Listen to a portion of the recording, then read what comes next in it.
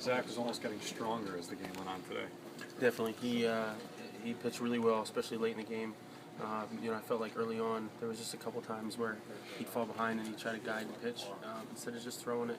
And later in the game, he was just really aggressive, pounding the zone and coming at him with everything he had, and it really worked. Is that just a change he kind of flipped, or is that something you talked about with him to start doing?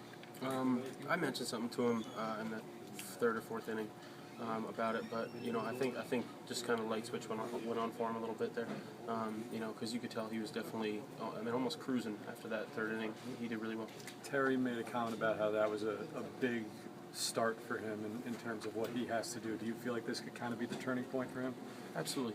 Anytime you get off to a tough start in the game, in one game, specifically giving up 2 and then giving up 1, and to be able to battle back from that the way he did and still go 6 2/3 and it was just awesome. It was a gutsy performance, and that's something that he can hold on to for next several starts for sure. Anthony, you've caught a lot of young pitchers on this team, and he has talent as undeniable. Is it about executing pitches and release points? Is it about that with him? Is it something that a young pitcher's got to kind of come to grips with at the major league level? I don't want to get too technical. It's not really a technical thing. I think it's more just a mindset.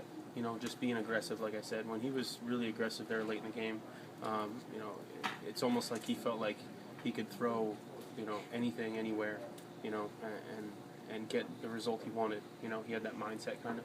And that's what it looked like, and that's what happened, basically. He pitched really well. Reck, he's fought himself with the slider a little bit this year. Was that better in your eyes? Really good, yeah. I thought he threw that really well. Early it was, wasn't working great for him, and I don't think we threw enough curveballs early, and that's my fault. But once we started mixing those in, and then throwing the slider off of that, using the good two-seam in a lot, he really, like I said, he pitched really well.